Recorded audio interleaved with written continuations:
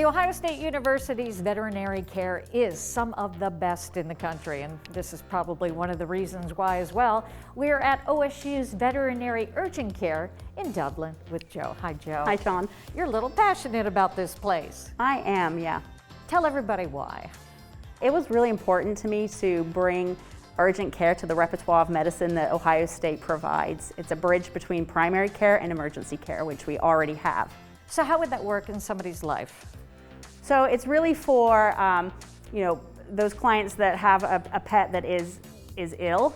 It's maybe urgent that they're seen, but not necessarily emergent. And perhaps their regular veterinarian's closed for the day, or it's a weekend or a holiday, and they need care. For people that take the leap to emergency medicine, it is a little more costly. It is, yeah. Urgent care is typically a little less expensive than going straight to the emergency room. But you're going to get the same quality of care. Absolutely. Well, I want to find out more. We know Dr. Wentworth is waiting on us, so we'll find out what kind of ailments are seen and how we can get our little beloved pets back to health soon. Right. Okay, let's go that way.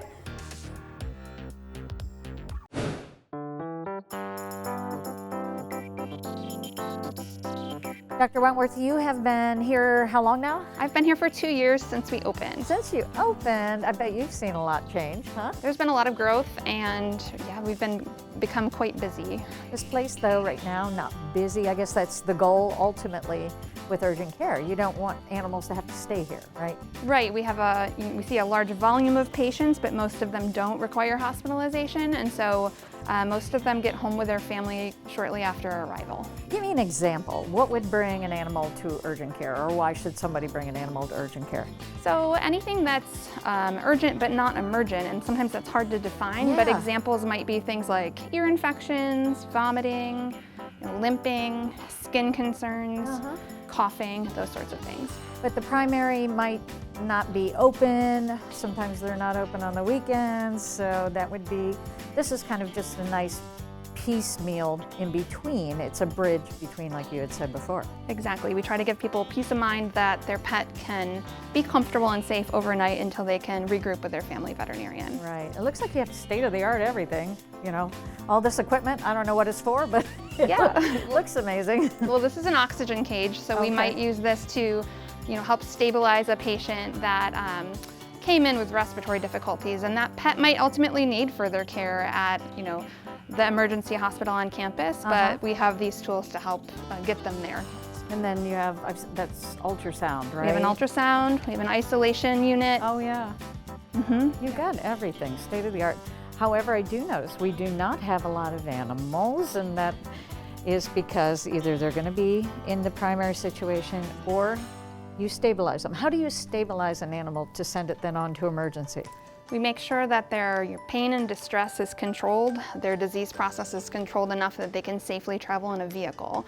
And so that doesn't happen very often that we have to do that, but we're equipped to do that if we have to. I think about it as a mom when the little ones can't tell you what's wrong with them, and it just makes you so sad. But in this situation, just that level of knowing there's comfort care, that at least you can be seen by a professional, has to really be special for people. Yeah, it seems like we've had really amazing feedback from the community. We've filled a niche, and that feels really good to give people that peace of mind.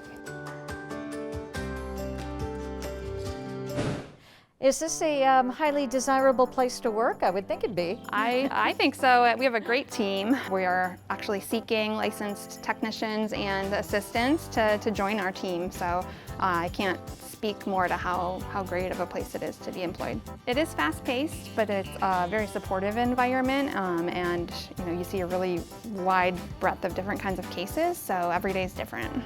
And your employer is the Ohio State University. Yeah. Give people some of the idea of what the hours would be. So we're open from 4 p.m. until 11 p.m. on weekdays, 11 a.m. until 11 p.m. on weekends and holidays.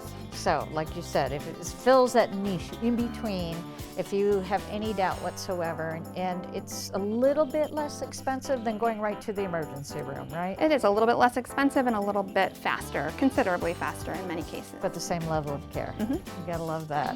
That's why everybody loves Ohio State, right? Thank you for the tour, I appreciate it. You're welcome.